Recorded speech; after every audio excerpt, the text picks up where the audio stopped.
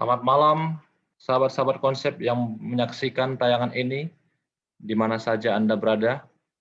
Kembali lagi kita diberikan oleh Tuhan kesempatan pada saat ini untuk melanjutkan daripada pembahasan diskusi Alkitab kita bersama dengan konsep Cohen Serve People.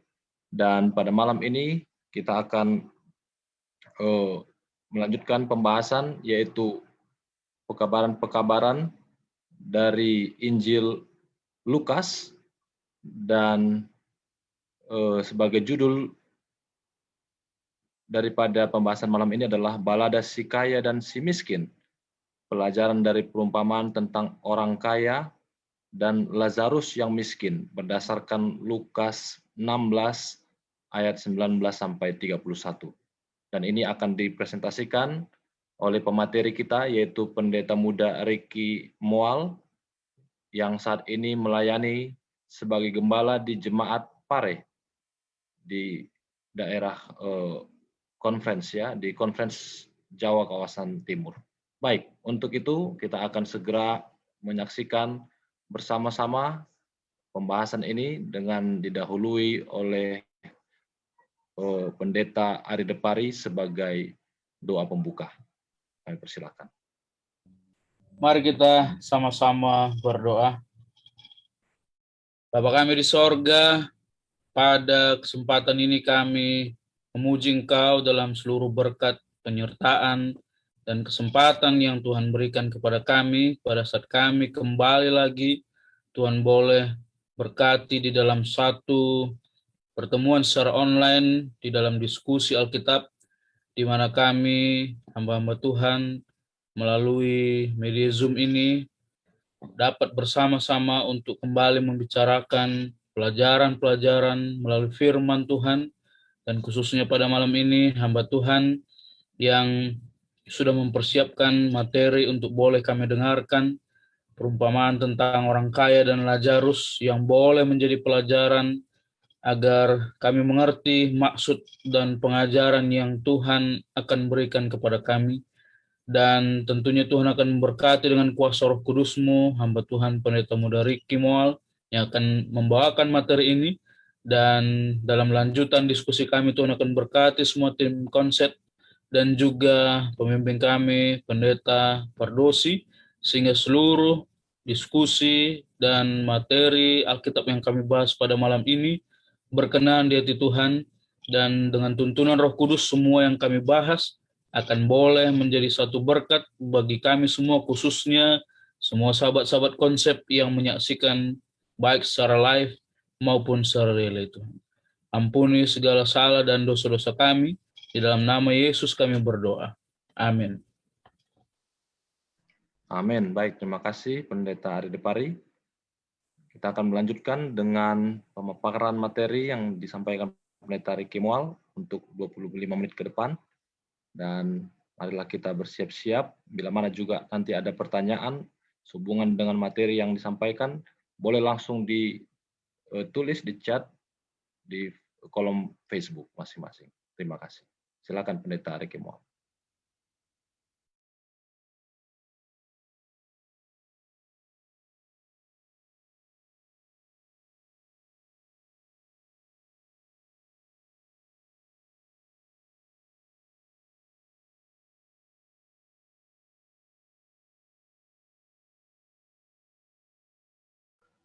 Baik, Shalom. Salam jumpa kembali kepada sahabat konsep dimanapun berada dan menyaksikan. Kami sangat mengapresiasi waktu yang saudara luangkan untuk boleh belajar bersama. Mudah-mudahan ada pelajaran yang baik yang kita bisa dapatkan, yang memperkaya pengetahuan kita akan firman Tuhan, sehingga boleh membuat iman kita semakin bertumbuh dekat dan setia selalu kepada Tuhan. Sebelum saya lanjut, screen saya terlihat dan suaranya terdengar? Ya, jelas semua. Pendeta, Oke. silakan. Kita akan mulai. Judul yang diberikan kepada saya masih dalam tema buku Lukas, dan malam ini kita belajar tentang balada si kaya dan si miskin. pelajaran dari perumpamaan tentang orang kaya dan Lazarus yang miskin. Cerita ini diambil di Lukas 16 ayat 19 sampai 31. Bila mana Bapak Ibu Saudara ada Alkitab atau bisa mengakses Alkitab, boleh kita sambil buka sama-sama di Lukas pasal 16 mulai ayat 19 sampai 31. Bila mana kita membaca cerita ini, cerita di Lukas pasal 16 ayat 19 sampai 31, akan ada beberapa pertanyaan-pertanyaan yang muncul. Ya. Yang pertama adalah, dari perumpamaan ini, apakah perumpamaan ini mengajarkan ada kehidupan dalam dunia orang mati? Padahal Alkitab menuliskan bahwa orang mati itu tidak tahu apa-apa. Karena di dalam cerita ini kita lihat ada percakapan antara orang kaya, Lazarus, dan juga Abraham di dunia orang mati. Lalu apakah cerita perumpamaan ini secara literal pernah terjadi? Ini pertanyaan yang muncul. Lalu apakah Abraham yang berkuasa di alam maut? Karena kita tahu orang mati ini datang ke pangkuan Abraham, si Lazarus yang miskin. Kalau begitu, mengapa Yesus gunakan perumpamaan yang bertentangan dengan doktrin Alkitab tentang keadaan orang mati? Lalu di situ juga ada cerita tentang orang kaya. Dan dalam cerita orang kaya ini tidak selamat. Lalu apakah kekayaan atau menjadi kaya membuat orang tidak selamat? Inilah beberapa pertanyaan yang mungkin muncul ketika kita melihat perumpamaan di Lukas pasal 16 tentang orang kaya dan Lazarus yang miskin ini. Malam hari ini saya ingin membagi ke dalam 3 bagian. Yang pertama kita akan lihat tentang cerita perumpamaannya. Lalu kita akan coba menjawab mengapa Yesus menggunakan perumpamaan ini. Dan bagian yang terpenting dari setiap apa yang Yesus sampaikan adalah pelajaran apa yang kita bisa dapatkan bagi kita sekarang.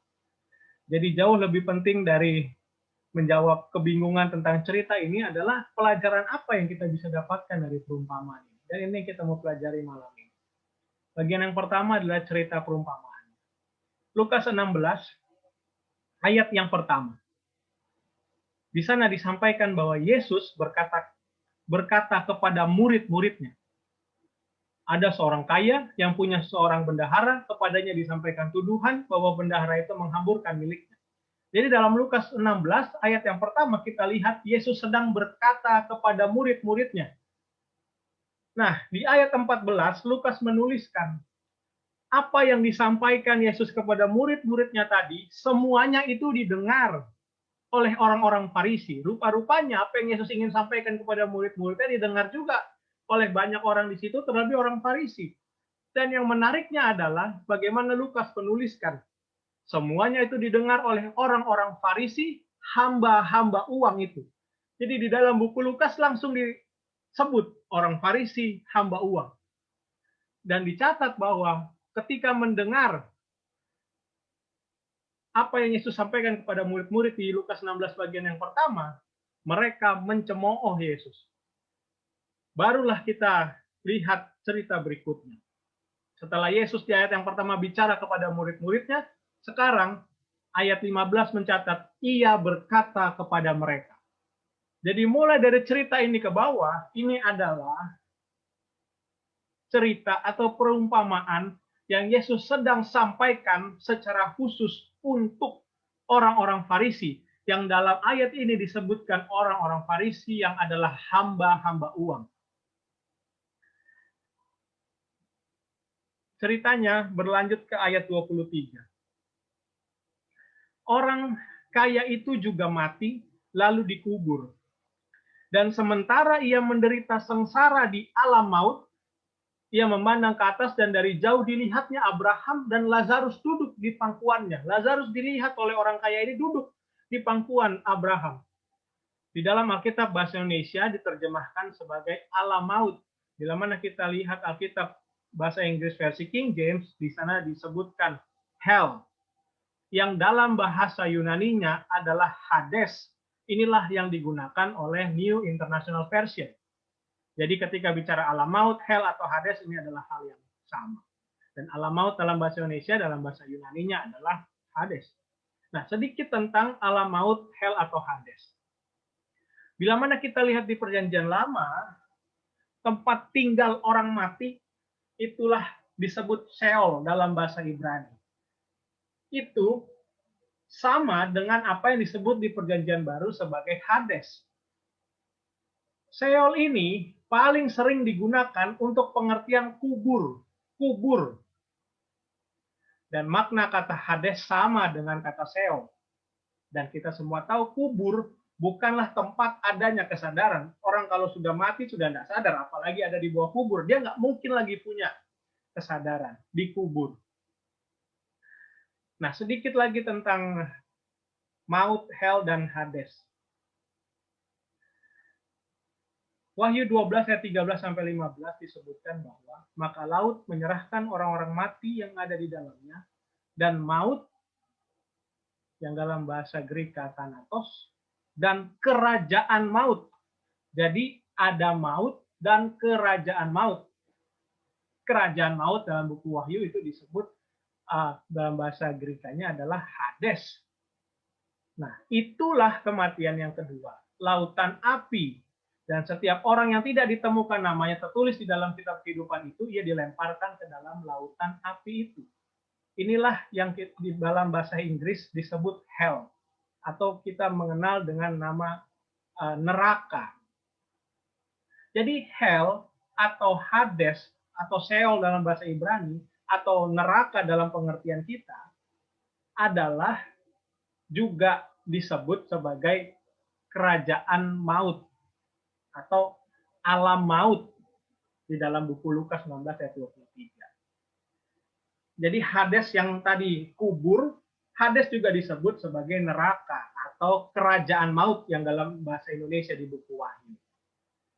Apa ini kerajaan maut? Kita tahu ceritanya bahwa ketika kedatangan Yesus yang ketiga setelah masa 1000 tahun, disitulah Lucifer dan orang-orang jahat bangkit lalu menyerbu kota itu yang adalah kerajaan sorga itu. Namun mereka belum sampai menyerbu, api dari langit turun menghanguskan mereka. Itulah yang disebut dengan hell atau kalau mau pakai kata neraka atau Hades dalam pengertian yang benar. Nah, Hades ini terjadi setelah masa 1000 tahun ketika kedatangan Yesus yang ketiga. Hades tadi artinya kubur, dan Hades dalam arti hell ini, api yang menghanguskan ini, terjadi bukan seketika setelah orang mati. Dan mungkin sebagaimana pemikiran kita ya, begitu mati langsung ada alam kubur ya. Kita tahu orang mati tidak tahu apa-apa. Nah, Hades itu terjadi setelah masa 1000 tahun atau kedatangan Yesus yang ketiga, bukan setelah orang di dalam kubur lalu dia masuk ke Hades ya. Nah, saya mau bahas sedikit tentang keadaan orang mati. Kita harus menyamakan pengertian kita. Alkitab mengatakan bahwa orang mati tidak tahu apa-apa. Mati disebut juga tidur. Itu mengindikasikan bahwa satu waktu nanti dia bangun, dia bangkit. Nah, inilah yang terjadi pada saat kedatangan Yesus yang kedua. Akan hanya ada dua kelompok. Yang pertama orang benar. Orang benar yang masih hidup, apa yang akan terjadi? Dia akan diubahkan dan menyongsong Yesus di awan-awan. Yang sudah mati, orang benar, akan dibangkitkan dan juga menyongsong Yesus di awan-awan. Lalu kelompok yang kedua, orang jahat yang masih hidup, mereka akan mati. Dan yang sudah mati tetap di dalam kubur hingga selesai masa 1000 tahun, ketika Yesus dan umat tebusan turun dalam Yerusalem baru itu. Dan inilah yang saya sampaikan sebelumnya. Lucifer beserta pengikutnya, orang jahat ini bangkit, menyerbu kota itu, namun api dari langit membinasakan mereka. Inilah yang disebut di buku Wahyu kerajaan maut atau Hades. Lalu kita coba jawab sekarang. Cerita ini literal atau betul secara sejarah pernah terjadi atau tidak? Nah, beberapa masalah akan timbul jika kita melihat cerita ini secara literal.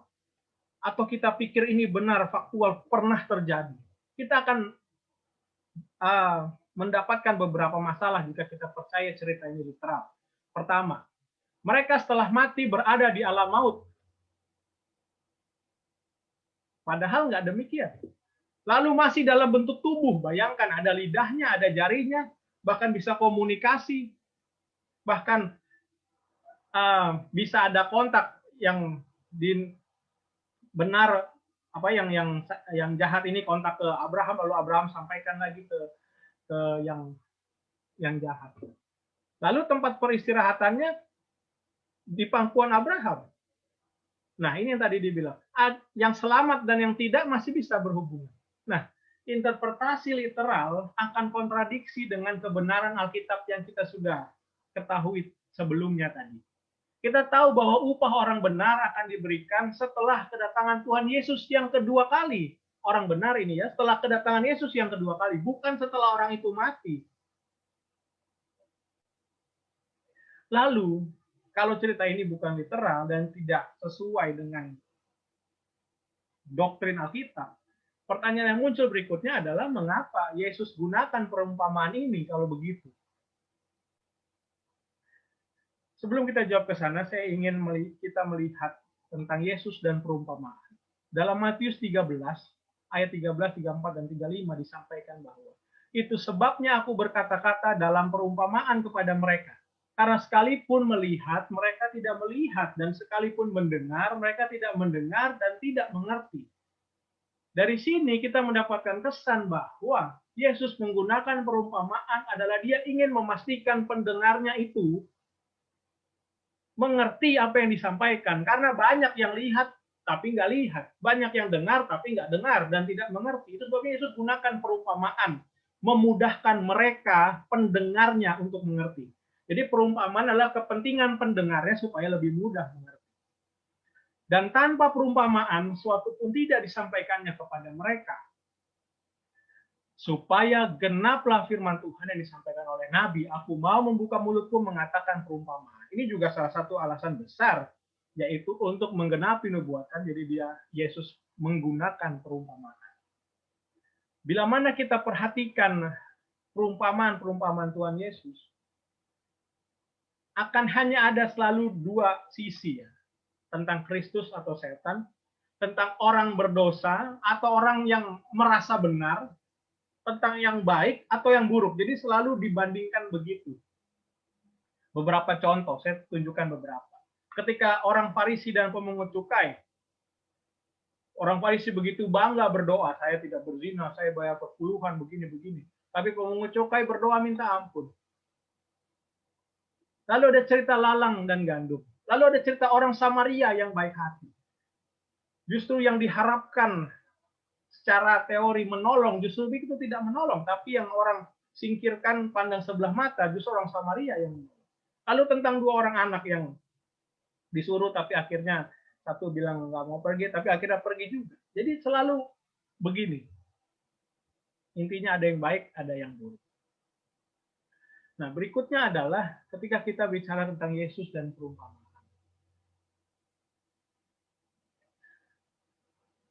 Yesus suka berbicara dalam media, dalam hal-hal alam. Dan juga pengalaman hidup dari pendengarnya.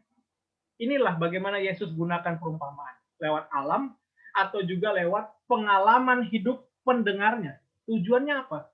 Yesus ingin menghubungkan rantai kebenaran yang menyatukan manusia dengan Tuhan dan bumi atau dunia ini dengan sorga. Jadi tujuannya itu supaya nyatu ini rantai. Jadi Yesus pakailah alam yang ada di sekitar, dia pakailah pengalaman-pengalaman orang-orang yang mendengar perumpamaannya. Nah, dalam cerita ini hamba Tuhan Nyonya White dalam buku Christ Object Lesson memberikan komentar. Dalam perumpamaan ini dia juga menegur kemunafikan dan perbuatan jahat daripada orang-orang ini. Ketika bicara tentang perumpamaan orang kaya dan Lazarus yang miskin kepada orang Farisi, Yesus memang sengaja mau menegur mereka. Mereka inilah yang adalah imam-imam, rabi ahli Taurat, tua-tua, penguasa. Inilah yang Yesus mau tegur mereka. Bapak Ibu Saudara, sebelum kita ke pertanyaan tadi, kenapa Yesus pergunakan perumpamaan yang tidak sesuai dengan doktrin Alkitab, dengan beberapa alasan tadi di atas, kita lihat Matius 5 ayat 43. Jadi ini bukan baru pertama Yesus pernah gunakan sesuatu yang tidak sesuai dengan ajaran Alkitab. Kalau kita lihat khotbah Yesus di atas bukit, Yesus pernah bilang begini, kamu telah mendengar firman, kasihilah sesamamu manusia dan bencilah musuhmu. Pertanyaannya, kapan Alkitab atau Taurat Perjanjian Lama pernah sebutkan bencilah musuhmu? Kita nggak akan pernah temukan perintah firman Tuhan bencilah musuhmu. Dan ini memang juga bukan dari apa yang dikutip di Imamat 19 ayat 18. Tapi ini adalah pepatah populer di waktu itu. Ini adalah pepatah populer di waktu itu yang orang-orang Ibrani, orang-orang Yahudi ini mengertinya begitu. Saya umat pilihan, saya yang benar, yang lain berarti enggak, secara tidak langsung dianggap musuh. Dan karena memang orang Yahudi memandang apa dibilang rendah, memandang jijik bahkan kepada orang-orang yang bukan apa Yahudi. Nggak pernah kita ajarkan bencilah musuhmu, tapi Yesus pakai ini. Karena dalam pikiran orang yang sedang Yesus berbicara, orang Yahudi ketika itu, memang mereka benci sama yang bukan mereka.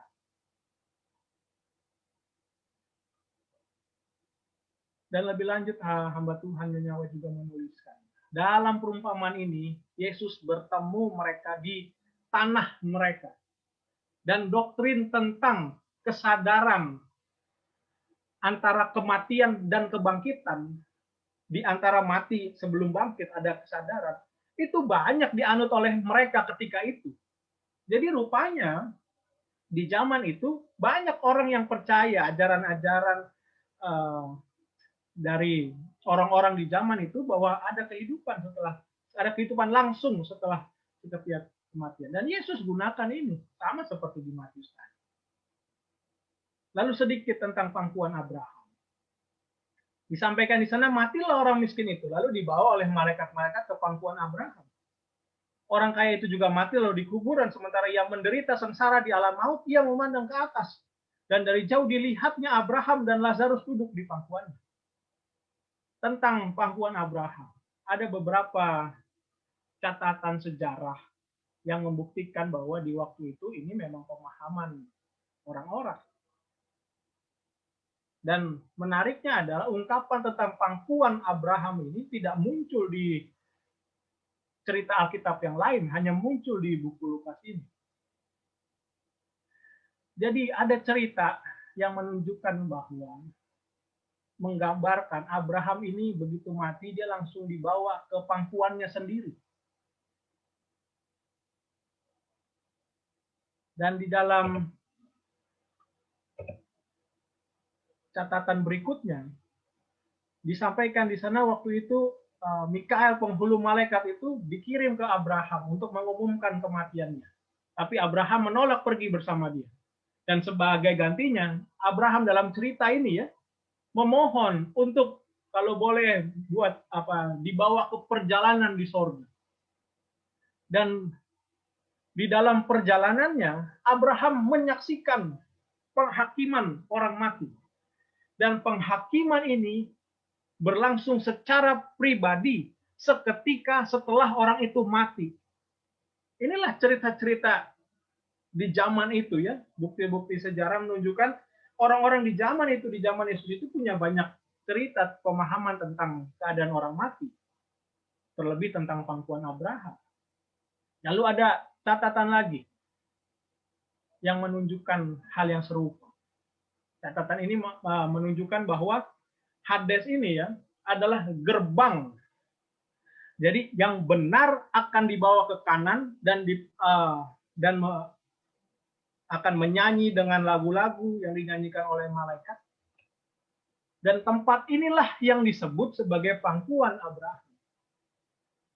Nah, yang tidak benar atau orang jahat ini mereka akan dipaksa dibawa ke sebelah kiri. Di tempat sebelah neraka itu sendiri. Itu sebabnya dalam cerita ini kita lihat mereka masih bisa lihat-lihatan. Si orang kaya ini masih bisa lihat si Lazarus di sisi sebelah, padahal dia lagi di neraka, yang satu di tempatnya Abraham. Jadi apa yang Yesus sampaikan ini adalah benar. Yesus ingin membuat mereka lebih mengerti, sehingga Yesus pakai cerita-cerita mereka. Dan sejarah membuktikan cerita-cerita begini banyak. Dan masih banyak lagi cerita-cerita yang lainnya yang sebenarnya tidak sesuai dengan cerita Alkitab. Ada cerita dari Mesir yang kurang lebih pemahamannya setelah orang mati ada kehidupan. Lalu kita masuk ke bagian yang terpenting. Pelajaran apa kalau begitu yang kita bisa dapat dari perumpamaan ini? Kita sudah mengerti bahwa Yesus menggunakan perumpamaan ini bukan sedang mengajarkan doktrin Alkitab, tetapi supaya membuat mereka mudah mengerti tentang apa yang Yesus mau sampaikan. Nah, apa yang Yesus mau sampaikan? Apa pelajaran? Yang pertama adalah tentang kekayaan dan orang kaya ini.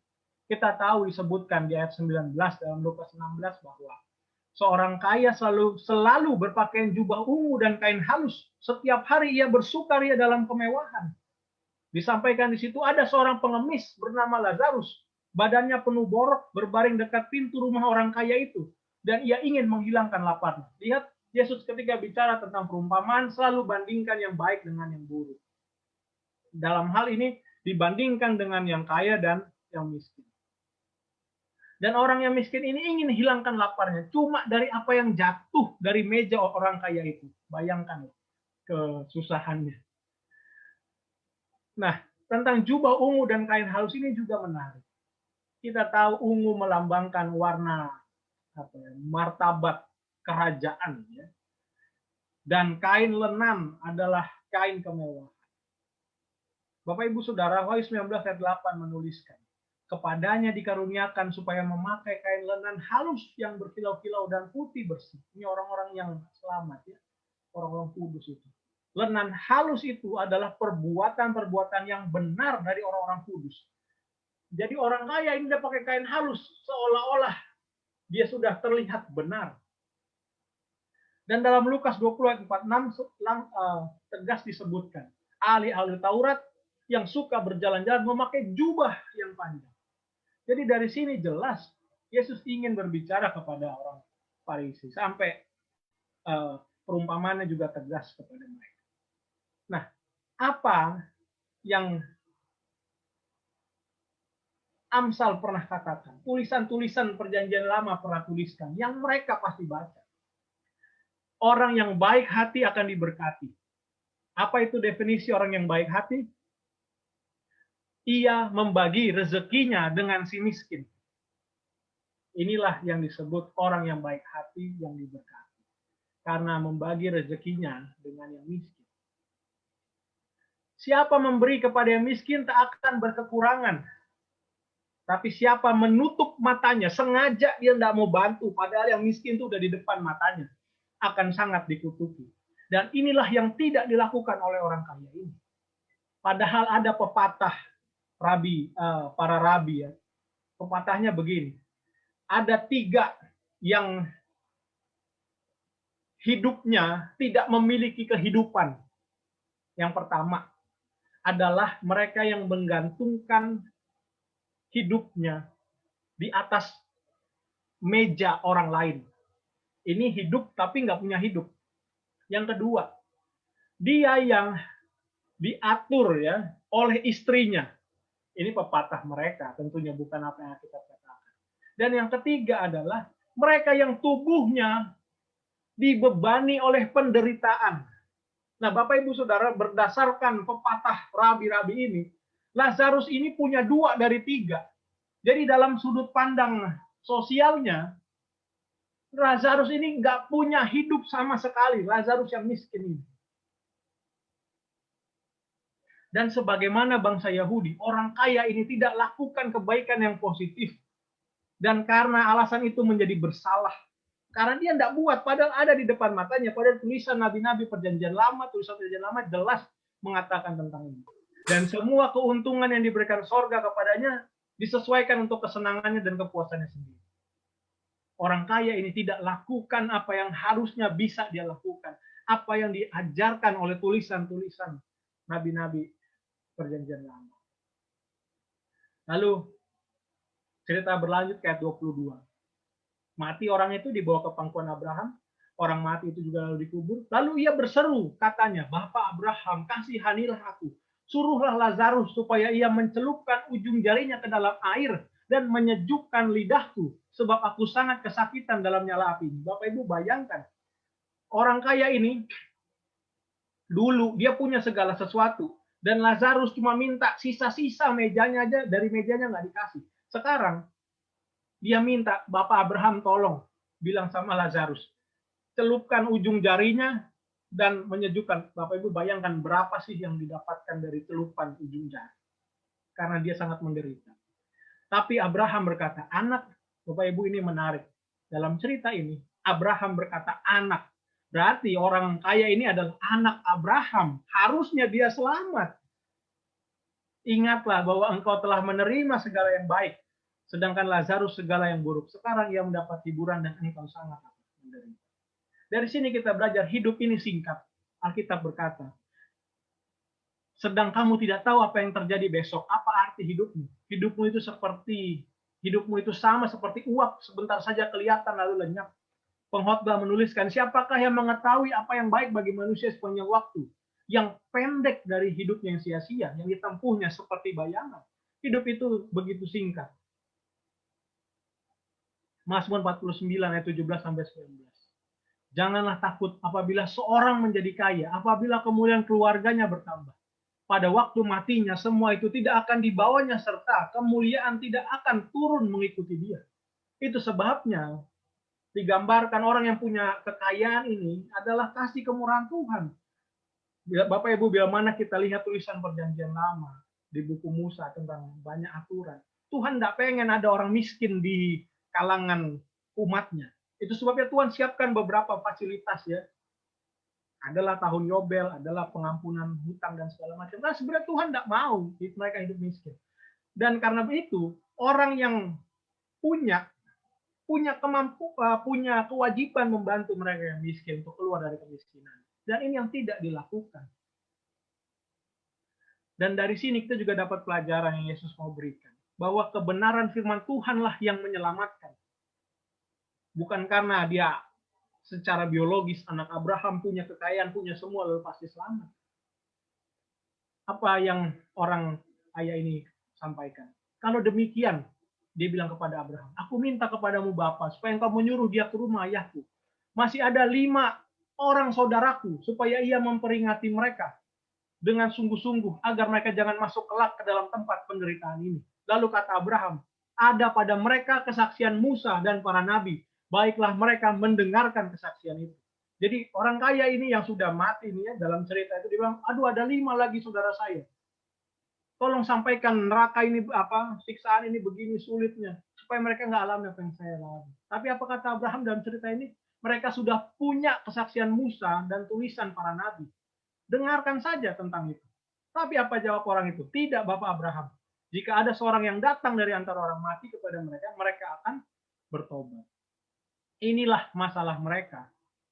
Mereka menolak kesaksian Musa dan para nabi. Mereka punya, tapi mereka menolak apa yang mereka baca dan pelajari. Dan inilah pelajaran, elemen pelajaran yang paling penting dari perumpamaan ini. Bahwa hidup, selagi kita masih hidup, inilah kesempatan yang menentukan apa yang terjadi setelah kita mati. Kita harus mendengarkan kepada tulisan Musa dan para nabi. Ini menunjukkan bahwa ayat-ayat firman Tuhan, Injil kebenaran itu cukup untuk menerangi kita sehubungan dengan tujuan Allah yang kekal bagi kehidupan kita. Andai saja mereka mau dengar tulisan Musa dan para nabi. Cerita yang menarik berikutnya adalah, kan tadi disampaikan bahwa jika ada seorang yang datang dari antara orang mati kepada mereka, mereka akan bertobat. Dan enggak demikian juga. Seandainya ada juga yang datang dari dunia orang mati, kalau kita baca di ayat 31, Abraham bilang, Jika mereka mendengarkan kesaksian Musa dan para nabi, mereka tidak juga akan mau diyakinkan, sekalipun oleh orang yang bangkit dari antara orang mati. Bapak Ibu, setelah peristiwa ini, Alkitab mencatatkan Yesus membangkitkan Lazarus. Ini tentunya bukan orang yang sama ya, karena Lazarus ini cuma perumpamaan, tapi Lazarus yang bangkit inilah orang yang benar. Bapak Ibu Saudara, ini menggemparkan mereka. Kenapa? Karena disitulah mereka lihat Yesus, Mesias ini, mampu membangkitkan mereka. Alkitab mencatat, imam-imam kepala bahkan bermufakat untuk bunuh Lazarus. Karena udah dibangkitkan, bikin gempar. Banyak orang Yahudi tinggalkan mereka dan percaya kepada Yesus. Mereka mau bunuh Lazarusnya, dibuat mati lagi. Tapi pekabaran yang terpenting adalah ketika Abraham berkata, jika mereka tidak mendengarkan kesaksian Musa dan para nabi, mereka tidak akan juga mau diyakinkan sekalipun ada orang yang bangkit dari antara orang mati. Inilah apa yang dituliskan di Lukas 16 ayat yang ke-10. Setia dalam perkara kecil, ia akan setia dalam perkara besar. Barang siapa tidak benar dalam perkara kecil, ia tidak benar juga dalam perkara besar. Bapak Ibu Saudara, tidak heran akhirnya orang Yahudi, ahli Farisi, walaupun tidak semua, justru mereka lah yang tidak percaya. Padahal Yesus bangkit dari kematian. Dia bukan saja membangkitkan Lazarus, tapi dia juga bangkit dari kematian. Toh benar apa yang disampaikan. Mereka juga tidak mau percaya. Inilah beberapa pelajaran yang kita bisa dapatkan. Mudah-mudahan ini boleh menambah pengetahuan kita dan membuat kita semakin dekat dan setia kepada Tuhan. Kiranya Tuhan memberkati. Baik, terima kasih Pendeta Ricky Mual yang sudah menyampaikan materi malam ini tentang si kaya dan juga Lazarus yang terdapat dalam Lukas pasal yang ke-16 dalam satu perikop itu ya. Baik. Pada saat ini kita akan membuka ruang tanya jawab untuk berdiskusi. Bila mana sahabat-sahabat konsep yang menyaksikan memiliki pertanyaan-pertanyaan untuk disampaikan kepada kami, boleh untuk dikirimkan, lalu kemudian kita akan jawab bersama-sama, dan bila mana ada juga teman-teman, para pendeta yang ada di Zoom ini, yang mau memberikan masukan atau pertanyaan, dipersilakan juga. Baik, untuk saat ini ada satu yang mau saya bacakan ya. Yang pertama, pertanyaan. Tadi sudah disampaikan tentang peristiwa ini, bagaimana ternyata peristiwa ini adalah cerita rakyat yang beredar di kalangan Yahudi pada zaman itu. Dan ini dibawa oleh Yesus sebagai satu perumpamaan, ya, yang tadi sudah diterangkan oleh pemateri, memang ini tidak benar adanya. Lalu kemudian pertanyaannya, mengapa Yesus mengambil cerita yang tidak benar begitu ya? Kenapa tidak harus yang benar saja dibuat? Lalu kemudian yang kedua, kalau memang cerita tidak benar itu bisa masuk di dalam perumpamaan, apakah itu bisa juga kita sampaikan sebagai orang-orang yang hidup di zaman sekarang itu, di zaman sekarang ini, untuk juga menyampaikan hal tentang Alkitab, mendukung ide Alkitab. Terima kasih. Mungkin bisa ditanggapi oleh pemateri. Nanti kita akan sampaikan kepada teman-teman yang lain juga ya. Boleh bersiap-siap. Terima kasih. Ya, terima kasih Pendeta Ji Huta Barat, dan terima kasih untuk pertanyaannya. Saudara-saudara yang menyaksikan di Facebook juga, terima kasih untuk waktunya yang sudah diberikan. Kita tahu bahwa cerita ini tidak benar secara alkitabiah. Namun cerita ini adalah bisa dibilang cerita rakyat, ya. Nah, kenapa Yesus gunakan perumpamaan ini seperti yang di materi dijelaskan di awal tadi? Yesus tujuannya Yesus pakai perumpamaan adalah membuat pendengarnya mengerti. Membuat pendengarnya mengerti. Itu sebabnya Yesus gunakan ini. Karena cerita ini ada di tengah-tengah mereka. Jadi ketika cerita itu relate sama kita, kita akan, oh iya ya, benar ya. Itu tujuan utamanya. Nah, kalau begitu, apakah kita juga bisa menggunakan cerita rakyat untuk mendukung ide Alkitab? Saya menjawab bisa aja, tapi hati-hati. Ketika Yesus gunakan cerita ini, Yesus tidak pernah benarkan cerita ini. Kita harus ingat Yesus tidak sedang bicara doktrin tadi ya. Di slide terakhir saya bawa Yesus tidak sedang bicara tentang doktrin keadaan orang mati. Tidak juga sedang bicara bahwa Abraham adalah penguasa alam maut. Tapi Yesus sedang bicara tentang penurutan kepada firman Tuhan. Tentang tulisan Musa dan para nabi. Jadi harus selalu dibawa ke sana. Itu saya pikir prinsipnya. Kita tidak benarkan cerita itu, tapi cerita itu kita bawa untuk menyampaikan kebenaran firman Tuhan.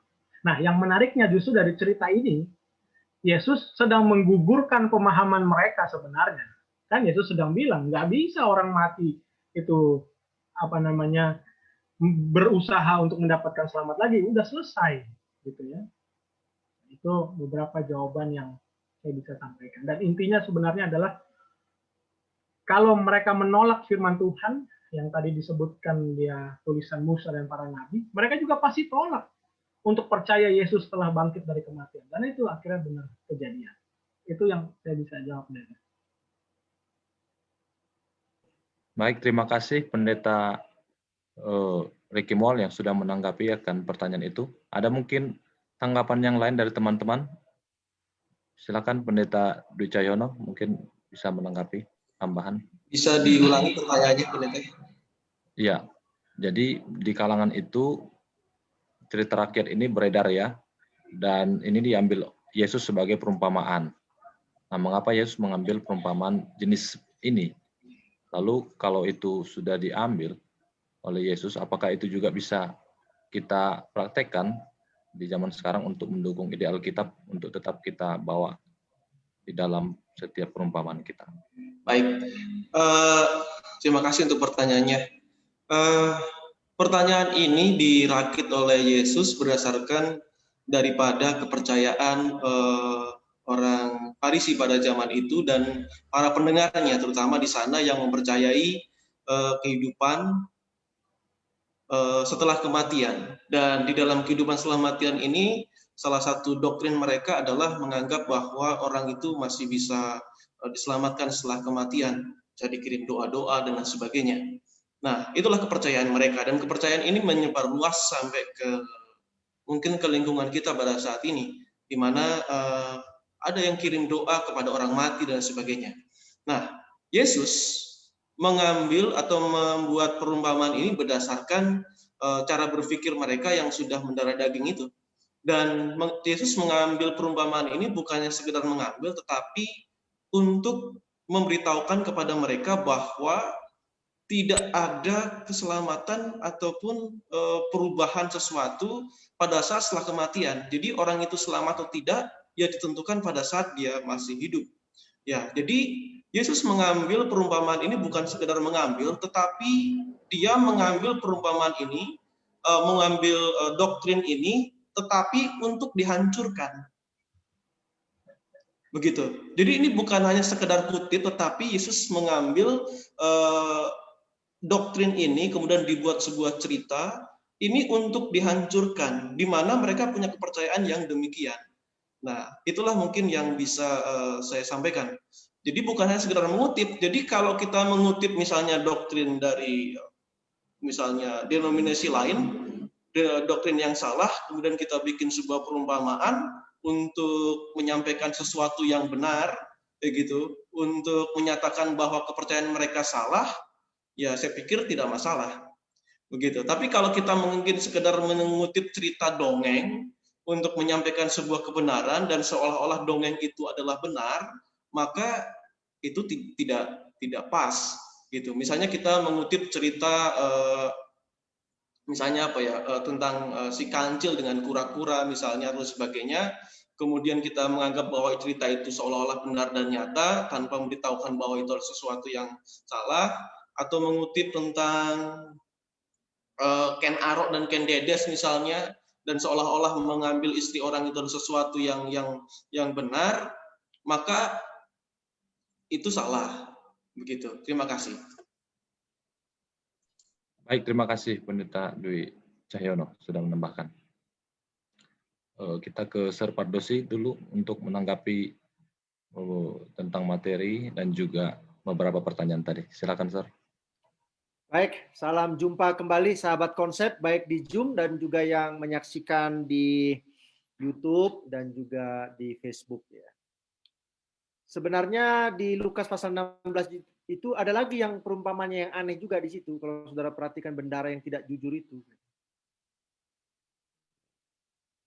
Dan saudara lihat nanti kesimpulannya ya di ayat 9. Lukas 16 ayat 9. Dan aku berkata kepadamu, ikatlah persahabatan dengan mempergunakan mamon yang tidak jujur. Ini kira-kira benar nggak ini sarannya ini? Itu saran Yesus loh itu. Supaya jika mamon itu tidak dapat menolong lagi, kamu diterima dalam kemah abadi. Kemah abadi itu kan kalau menurut Rasul Paulus, itulah tubuh kekal itu. Jadi hidup ini perlu juga mengikat dengan mamon yang tidak jujur supaya nanti bisa pindah kita ke kehidupan kekal. Apa kira-kira begitu saran Yesus itu? Kan tidak begitu saran. Nah, saya perlu tegaskan lagi bahwa perumpamaan Lazarus dan orang miskin itu tidak sedang berbicara tentang keadaan orang mati. Enggak. Bukan di situ inti daripada diskusi itu. Lazarus itu dikatakan dalam perumpamaan itu dia sudah hidup susah. Sekarang dia terimalah sukacita kan gitu ya. Orang kaya itu sudah hidup senang, tidak mempedulikan orang susah. Sekarang dia jadi susah. Yang pertama, apa yang sedang disinggung dalam perumpamaan ini? Bagaimana kita menjalani hidup itu berpengaruh kepada keadaan kita setelah kematian. Itu ada pengaruhnya, saudara-saudara. Bagaimana kita menjalani hidup ini. Yang kedua, si orang kaya ini minta, oke lah, saya biarlah menderita di api neraka ini. Tapi kalau boleh, jangan sampai saudara-saudara saya juga menderita seperti saya ini. Berarti saudara-saudaranya itu juga terlibat kepada persoalan yang sama dengan orang yang kaya itu. Kan begitu. Sehingga dia minta supaya diinjili saudara-saudaranya. Permohonan ini kan bagus sebenarnya. Tolonglah diinjili saudara-saudara saya. Gitu. Bagaimana caranya diinjilinya? Ya supaya dikirimlah utusan kan gitu. Lalu kesimpulannya adalah Injil itu sudah datang melalui tulisan Musa, nabi-nabi, dan itu sudah cukup. Nah, kalau saya tanya sekarang kepada saudara, kira-kira inti daripada Lazarus orang kaya ini apa kira-kira? Apakah tentang kematian? Tidak. Enggak ada tentang kematian. Konteks ayat ini, pasal 16, tidak pernah bicara tentang kematian.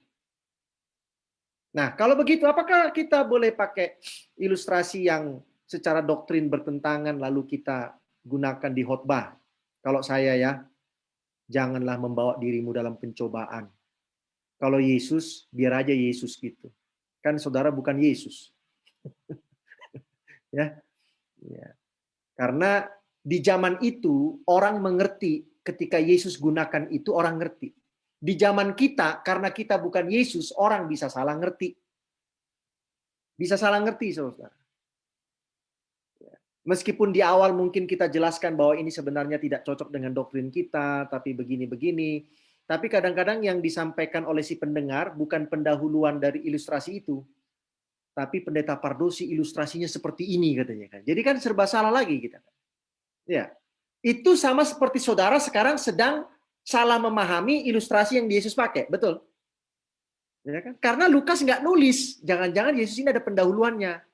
Ini saya mau kasih ilustrasi ya, tapi ini dari kalian ini ilustrasinya, bukan punya saya ini. Ya. Kan nggak ada pendahuluannya seperti itu.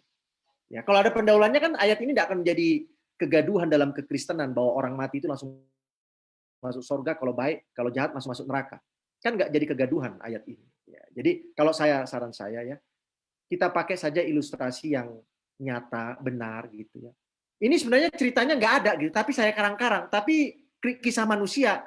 Nah, itu perlu juga kita hindari ya, karena kadang-kadang saudara-saudara kita ini ceritanya sudah nggak benar, dibuat lagi menjadi tambah nggak benar dengan ditambah-tambahi ketidakbenaran dalam ketidakbenaran. Paham maksud saya ya? Cerita itu sudah tidak benar, lalu saudara bumbui lagi dengan ketidakbenaran. Walaupun itu adalah sebuah pola atau kehidupan manusia. Walaupun itu. Tapi sebenarnya itu tidak ada. Tidak terjadi itu sama sekali. Tetapi kita tambahi lagi dengan ketidakbenaran. Dengan bumbu-bumbu. Nah, berarti kan lebih parah lagi kita kan. Ya, jadi itu saran saya ya. Kalau saudara nggak sepakat, ya nggak apa-apa. Hidup ini kan punya prinsip masing-masing. Terima kasih. Baik, terima kasih Pendeta Pardosi yang sudah menanggapi tentang materi ini dan juga memberikan beberapa jawaban dari pertanyaan-pertanyaan. Baik, kita masuk ke pertanyaan yang berikut. Saya akan bacakan. Ya, Lazarus adalah satu-satunya karakter yang diberikan nama dari semua karakter yang terdapat dalam perumpamaan Yesus, sehingga beberapa orang atau kelompok menyimpulkan bahwa cerita ini terjadi secara literal. Jadi, mengapa Yesus menamai karakter perumpamaan ini dan hanya perumpamaan ini yang dinamai ya? Artinya ada penamaan di sana, yaitu namanya jelas Lazarus di sana. Nah, mengapa cerita ini Yesus melakukan secara lebih istimewa lah mungkin ya? Baik, bisa ditanggapi oleh Pendeta Ricky Mual. Silakan. Memang pertanyaan ini banyak sekali muncul bila mana kita coba cari ya tentang cerita ini. Dan faktanya adalah memang hanya di cerita ini Yesus menamai karakternya. Jadi kalau ditanya mengapa Yesus menamai karakter ini, sulit juga kita jawabnya gitu ya. Karena Yesus yang namain gitu. Tapi pelajaran apa yang kita bisa dapat ketika Yesus menamai karakter ini ada. Nah, ini bagi saya ya. Kata Lazarus itu dari bahasa Ibrani namanya Eleazar.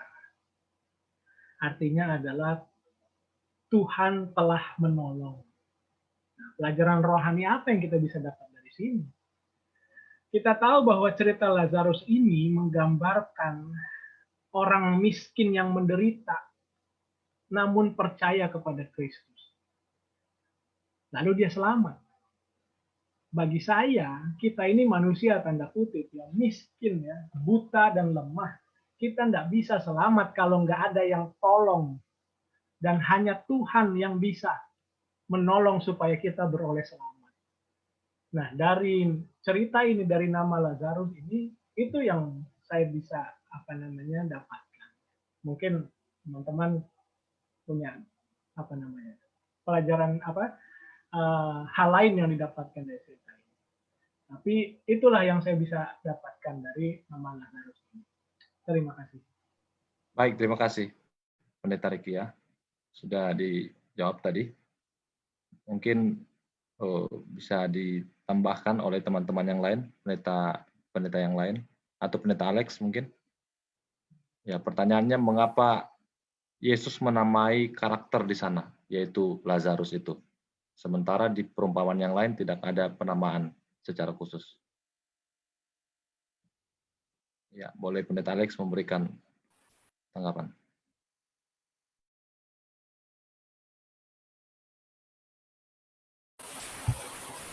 Oke, terima kasih Pendeta Jinta Barat dalam menanyakan mengapa Tuhan mencantumkan nama ya Lazarus dinas, sedangkan dalam perumpamaan yang lain tidak disampaikan.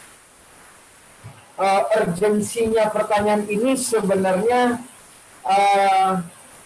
kalau tanya mengapa nama ya bukan itu sebenarnya poin penting, tapi maknanya sebenarnya. Kita harus bertanya sama si yang bertanya ini kan begitu. Tuhan mau pakai nama siapapun ya, itu hak Tuhan. Tapi kalau menanyakan makna, marilah kita sekarang berargumen, kan begitu. Maknanya sudah disampaikan oleh pendeta atau pemateri kita di sana mengenai Lazarus. Ini adalah memberikan sebuah makna yang lebih dalam sebenarnya ketimbang hanya membahas nama di sana. Bagaimana poin yang disampaikan sebenarnya urgensinya adalah tadi yang disampaikan pemateri kita adalah bagaimana Tuhan memberikan penekanannya. Tidak ada yang akan bisa percaya mengenai keadaan Yesus Kristus yang menyelamatkan sebelum mereka memahami konsep bagaimana Musa dan nabi-nabi berbicara melalui penurunan akan firman Tuhan. Ini urgensinya dari poin pemateri kita di sana. Saudara mau berargumentasi ini adalah pangkuan Abraham, sebenarnya bukan itu yang lagi dibicarain, saudara, dalam pembahasan ini. Kan begitu. Nah, kalau ditanyakan kenapa Lazarus, kenapa Abraham, ya saudara sedang menanyakan sesuatu yang hanya permukaan saja, begitu ya. Tidak tidak masuk ke dalam intisari dari makna urgensi isi dari materi ini sendiri. Nah, di situ di sana. Ya, itu yang saya bisa sampaikan di sana. Karena memang bertanya juga ini harus punya tingkat intelektual yang baik ya. Karena kalau pertanyaannya memang tidak pas dalam sebuah materi, ya beginilah jawabannya. Nah, begitulah saya bisa memahaminya. Pendeta Muda Jiwitara Barat. Terima kasih. Baik, terima kasih Pendeta Alexander Hetarihon yang sedang hujannya di sana ya Pendeta, tapi masih juga bisa menjawab pertanyaan dengan baik ya. Terima kasih. Baik, sekarang kita akan dengarkan tanggapan dari Sir terkait dengan pertanyaan yang tadi. Ya, baik, terima kasih ya. Jadi, kenapa kok ilustrasi atau perumpamaan ini ada menyebutkan nama tokoh tertentu ya? Secara pribadi saya akan jawab, ya saya nggak tahu kenapa Yesus itu menyebut nama Lazarus gitu ya. Apa ada kaitannya sama Lazarus yang sebelah gitu ya? Itulah saudara Marta dan Maria. Ya. Ataukah ya Yesus menyebutkan saja nama itu? Apakah nama ini agak populer di sana? Contohnya memang banyak orang susah di zaman Yesus itu yang namanya si Lazarus gitu ya. Supaya orang itu tiba-tiba teringat, Lazarus yang mana lagi nih kan? Mungkin ada 30 kali yang namanya Lazarus pengemis di zaman itu kan kita nggak tahu ya. Sehingga Yesus menampilkan nama ini. Nah, kenapa orang kayanya nggak disebut? Kan mungkin nanti jadi begitu lagi pertanyaan. Kenapa yang orang kayanya nggak disebut gitu? Siapa namanya si orang kaya ini? Jangan-jangan namanya si Milton kan gitu ya? Jangan-jangan kan gitu ya? Ya. Nah, tapi saya pribadi nggak tahu persis. Tadi pemateri kita katakan ya karena mungkin ada satu message dari nama si Lazarus itu artinya apa gitu ya. Ya boleh saja begitu. Tapi secara pribadi saya tidak mengerti kenapa Yesus menyebutkan itu. Kalau Abraham sih kelihatan. Abraham itu kan bapaknya orang Israel ya. Jadi itu penting bagi mereka ya. Tapi kalau Lazarus ini ya boleh saja ada beberapa opini ya. Tadi sesuai dengan makna nama Lazarus, boleh juga karena banyak orang di zaman itu Lazarus susah-susah hidupnya ya. Termasuk yang Lazarus dibangkitkan Yesus itu ya kan gitu ya. Ya, jadi disebutkanlah itu ya. Nah, itu saja dari saya ya, karena saya tidak bisa menambahkan sesuatu yang saya tidak pahami juga. Baik, terima kasih Sir sudah menambahkan daripada pertanyaan. Baik, untuk waktu ini kita persilakan ada lagi yang mau bertanya, baik secara langsung ataupun chat Zoom atau chat-chat yang ada di Facebook. Boleh atau mau memberikan tanggapan? Ya, dipersilakan. Ya, saya melihat ini di dalam ayat yang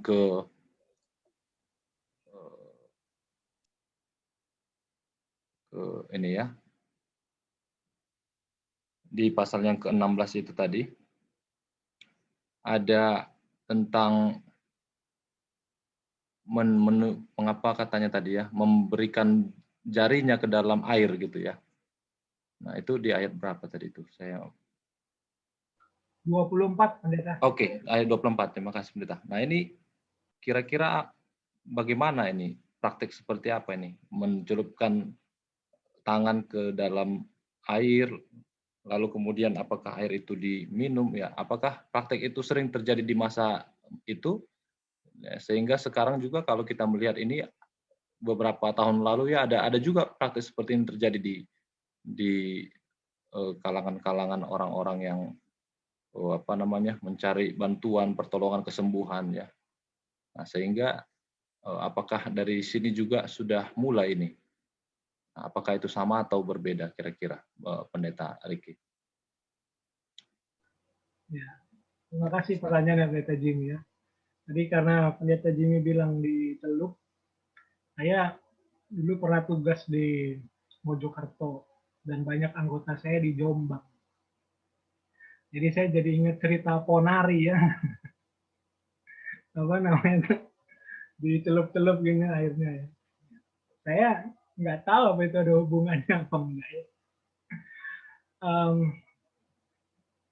Jadi kalau ditanya apakah ada cerita lain yang tentang mencelupkan jarinya, saya sejauh ini sih belum menemukan ada cerita yang lain ya tentang mencelupkan jarinya. Tapi yang menarik adalah ini bagi saya ya. Tadi di awal presentasi Yesus tuh kalau bikin perumpamaan selalu ada pembandingnya ya, yang baik enggak kontradiksi gitu. Nah, dalam cerita ini si orang kaya ini waktu hidup, wah dia hidup mewah sekali ya, dia hidup dengan kemewahan setiap hari pakai jubah dan segala macam. Tapi itu ternyata berbalik ya. Justru ketika mati orang kaya ini yang jadi susah sekali gitu ya, dari yang waktu hidup enak sekali jadi susah sekali. Nah, dan ketika dia bilang, dia suruhlah Lazarus supaya ia celupkan ujung jarinya ke dalam air dan menyejukkan lidahku, sebab aku sangat kesakitan dalam nyala api ini. Bayangkanlah dia meminta, ya tadi saya udah bicara ya, kita celup jari, airnya dapat seberapa sih? Tapi dia sebenarnya hanya minta sedikit untuk menghiburkan dia dalam nyala api. Nah, ini jadi menarik, karena waktu itu Lazarus yang miskin pun juga hanya minta sisa-sisa sedikit dari dia, tapi dia tidak mau berikan gitu ya. Tapi dia tidak mau berikan. Nah, itu yang menarik bagi saya. Itu saya yang bisa saya tanggapi begitu, Brenda. Terima kasih. Baik, terima kasih, Pendeta Riki Mual. Kita masuk ke pertanyaan berikut ya. Ini ada dari chat Facebook, saya lihat mau bertanya. Tadi disinggung soal kekayaan dan bahaya juga hidup dengan kekayaan harta. Nah, bagaimana kita bisa menilai cara hidup sederhana dengan harta kita yang alkitabiah? Karena penilaian orang kan beda. Nah, ini ada pertanyaan. Mungkin sebelum Pendeta Riki bisa ada yang menanggapi soal ini, soal kekayaan harta ya. Bagaimana kita menilai kekayaan itu atau hidup sederhana itu, oh dia sebenarnya udah kaya, padahal dia sederhana ya. Nah kan perbedaannya ternyata ada di dalam penilaian setiap orang. Boleh Pendeta Edwin Pasaribu dulu untuk menanggapi pertanyaan ini ya, tentang kekayaan harta dan bagaimana cara menilai hidup sederhana. Baik, terima kasih Pendeta Barat. Jadi kalau kita lihat pertanyaan ini atau pembahasan kita pada malam hari ini berbicara tentang apa yang kita lakukan semasa kita hidup. Dan ketika Tuhan percayakan kepada kita sesuatu hal, tentunya perlu kita bagi dan juga tentunya perlu kita berbuat baik kepada orang lain. Nah, tadi pertanyaannya adalah bagaimana hidup dengan kekayaan atau harta, bagaimana kita bisa menilai cara hidup sederhana dengan harta kita yang alkitabiah, karena penilaian orang beda-beda. Jadi kalau kita punya berkat, ya sebagai seorang Kristen kita punya kewajiban, tadi pemateri juga sudah sampaikan, untuk membaginya kepada orang yang membutuhkan. Dan itu yang perlu. Tetapi dalam cerita tadi bahwa orang kaya ini, Lazarus tadi sudah ada di depan pintunya sendiri, dia tidak kasih sedikit pun. Dan hal ini yang saya dapatkan dari pelajaran ini adalah mengajarkan kepada kita, selagi kita masih ada di dunia ini, punya kesempatan untuk melakukan yang terbaik untuk seseorang yang membutuhkan, maka kita perlu untuk melakukannya. Kenapa? Karena Yesus juga pernah katakan, bila mana kita menolong orang-orang yang berkekurangan, orang-orang yang sedang membutuhkan, kita sedang melakukannya untuk Tuhan. Kita sedang melakukannya untuk Yesus. Jadi, itu yang perlu kita lakukan semasa kita hidup di dunia ini. Mungkin itu, Pendeta. Terima kasih. Baik, terima kasih Pendeta sudah dijawab ya. Silakan ada mungkin yang mau disampaikan oleh Ustaz Pardosi terkait dengan harta ini. Oke, terima kasih ya. Kita tidak mau menghakimi orang di sini ya. Tapi mari kita berpikir dengan sederhana gitu. Ini ada Bapak Utauruk ini ya, pebisnis ya. Jadi Pak Utauruk, kalau saya seandainya sebagai direktur utama sebuah bank besar di Indonesia ini, lalu saya pakai mobil Avanza, kira-kira cocok nggak, Pak? Nggak cocok kan? Saya bertemu dengan klien sesama direktur bank, pebisnis dengan pakai mobil sejuta umat. Kira-kira orang yakin nggak saya ini direktur bank gitu? Kan nggak yakin. Akhirnya saya itu membeli mobil yang segitiga ya. Saya nggak sebut merek lah ya. Yang segitiga. Seri C, seri S. Ya. Lalu datanglah Pendeta Edwin ini kan. Bapak Milton Pardosi itu. Sudah hidup dalam menghambur-hamburkan uang. Salah lagi saya. Jadi yang benar hidup saya ini yang gimana gitu loh. Tapi kalau Pendeta M. Pardosi pakai yang mobil seri-seri yang tadi C, E, dan S itu, nah baru kita bingung memikirkannya gitu loh. Dari mana uang pendeta ini beli seri begitu gitu?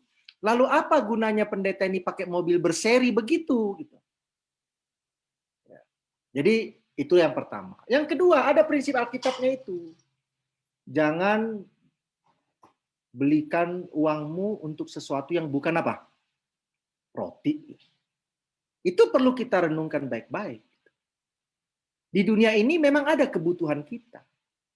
Tapi ingat, ada kebutuhan, ada keinginan, betul enggak? Ya, baik-baik, perlu kita ingat. Yang ketiga, ada prinsip Alkitabnya itu. Yaitu perumpamaan di buku Lukas. Lukas atau Injil yang lain ya. Orang ini sudah kaya, sudah punya lumbung banyak ya. Tapi dia diberkati Tuhan. Yang dia buat adalah apa? Ada yang bisa kasih jawaban? Untuk memperkaya diri. Dia sudah kaya, bukan memperkaya diri lagi. Apa yang dia buat? Memperbanyak lumbung-lumbungnya. Memperbesar lumbungnya. Nah ini persoalan orang kaya itu. Lalu berkata, tenanglah jiwaku, harta ada padamu. Datanglah dalam perumpamaan itu. Malam ini juga matilah kau, katanya kan gitu ya. Jadi apa yang terjadi di situ? Yang terjadi adalah kaya itu nggak ada batasnya, saudara-saudara. Nggak ada cukup-cukupnya. Tergantung cara kita melihat. Betul? Tapi kalau kita sebagai anak Tuhan, ya, contohnya, saya punya anak cuma satu nih, Pak Utauruk. Ya. Ya, dikasih Tuhannya begitu. Kira-kira kalau saya punya 5 rumah, buat apa Pak Utoru?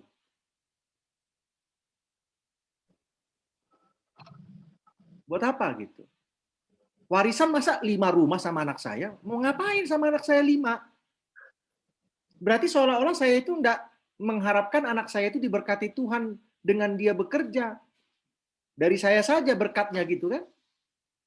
Kan nggak pas juga bagi saya begitu gitu. Ya, kalau punya rumah 2, 1 buat anak saya, 1 buat saya nanti pensiun, ya itu masih masuk di dalam akal lah.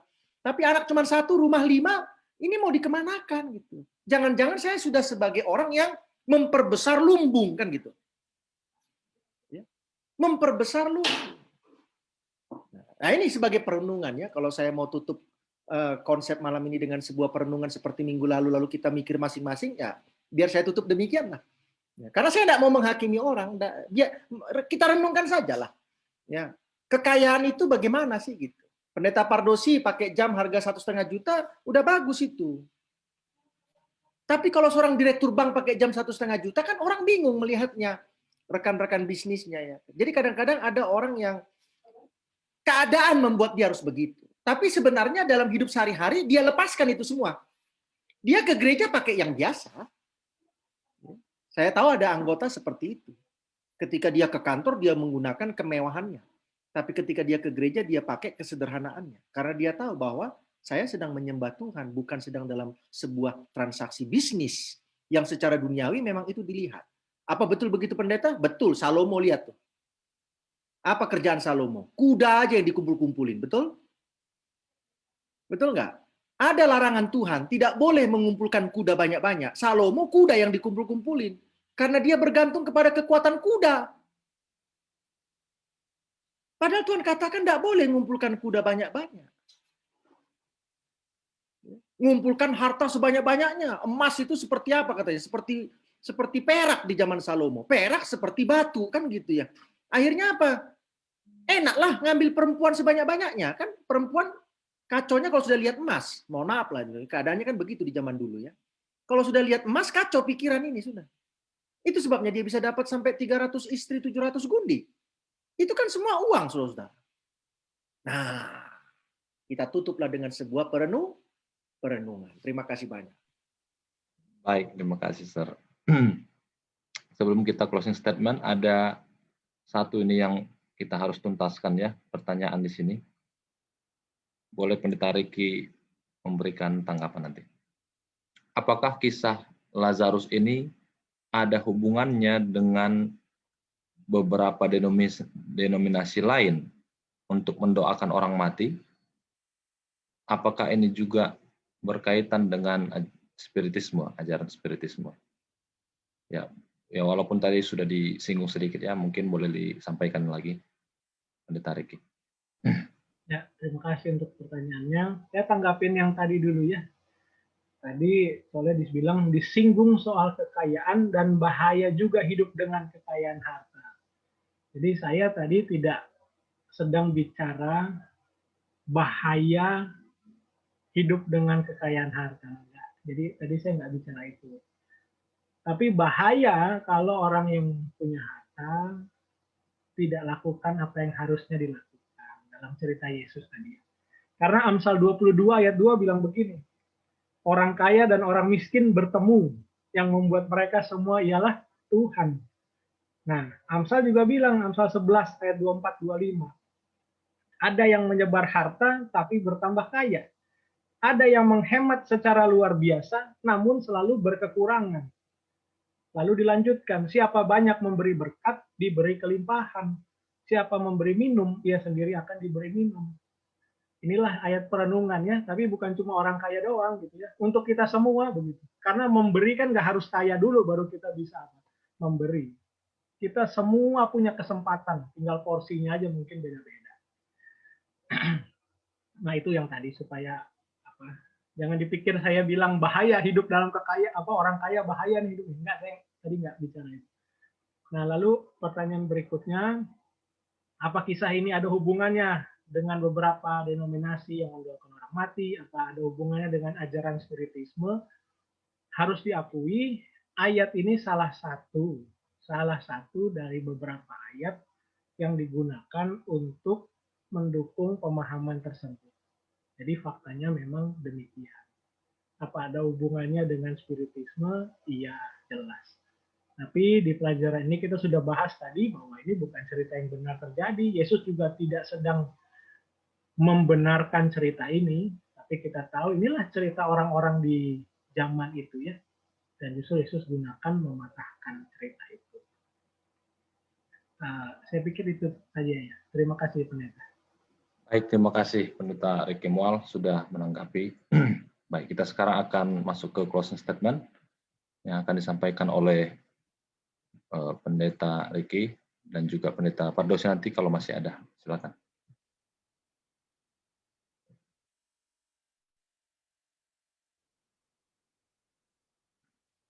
Boleh Pendeta Ricky Mual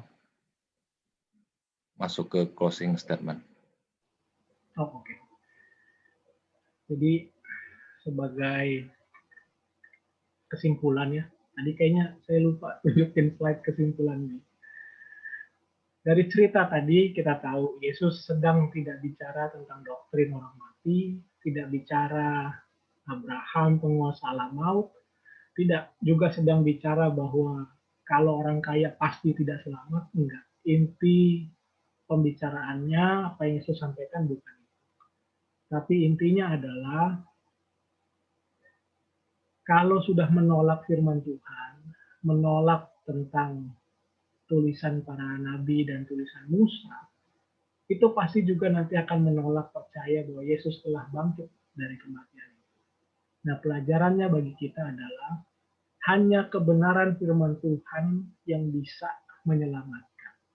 Kebenaran firman Tuhan yang bisa menyelamatkan. Kita tahu kasih karunia yang menyelamatkan, tetapi bagaimana kita bisa terus berpegang pada jalannya, ya hanya dengan berpegang kepada firman Tuhan. Dan inilah yang Yesus sedang mau sampaikan kepada orang-orang Farisi waktu itu dan banyak orang di sekitar. Dan itulah juga pelajaran bagi kita. Nah, saya pikir. Terima kasih. Baik, terima kasih Pendeta Ricky Mual sudah menyampaikan closing statement untuk mengakhiri daripada pelajaran kita ini. Baik, sekarang kita berikan kepada Sir Pardosi mungkin untuk menanggapi sedikit sebelum nanti closing statement. Silakan, Sir. Baik, jadi saya tutup saja lah ya. Tadi saya sudah tutup dengan sebuah pertanyaan perenungan. Sekarang yang kedua saya tutup lagi dengan sebuah pertanyaan perenungan. Kalau mau cari jawabannya boleh hubungi saya pribadi ya. Sebenarnya apa yang kita cari dalam hidup ini? Apakah sesuatu yang sekedar menyenangkan di dunia ini, ataukah sesuatu yang selama-lamanya, yaitu hidup kekal? Dan dua kerinduan itu ditampilkan oleh Lazarus dan orang kaya. Dan itu jawab masing-masing. Saudara tanya saya juga, saya nggak akan jawab, orang itu urusan masing-masing. Sebenarnya apa yang kita cari di dunia ini? Karena tanpa saudara sadari, tanpa saya sadari, sebenarnya kita ini sebenarnya sedang mencari dua-dua gitu. Padahal nggak boleh dua-dua. Ya, Mamon dan apa? Allah, kan nggak boleh dua-dua kan? Kalau boleh pengen juga saya gitu. Nggak boleh, hanya satu. Tapi itulah yang terjadi. Mari kita merenungkan. Yang kedua dari perumpamaan ini adalah kira-kira apa yang membuat kita bisa sadar dan bertobat? Apa kira-kira? Kalau dalam kisah ini kan minta ada orang mati bangkit. Datang perumpamannya katakan sudah ada di situ tulisan Musa dan para nabi. Nah, mari kita renungkan, kira-kira apa yang membuat kita bisa sadar dan bertobat? Dan itu tergantung pengalaman kita masing-masing. Kadang-kadang saudara-saudara, mohon maaf ya, rasa malu bisa membuat kita bertobat. Kadang-kadang tuh, karena udah ketangkep malu, bertobat lah dia, kan gitu ya. Kadang-kadang karena nggak ketangkep, nggak bertobat-tobat. Jadi mari kita renungkan, apa yang membuat kita bisa sadar dan bertobat dalam menyikapi hidup ini? Apa? Nah, nggak usah WA saya juga, karena jawabannya tergantung masing-masing gitu. Apa gitu? Nah, terima kasih banyak. Mudah-mudahan tidak penasaran ya. Terima kasih, Tuhan memberkati.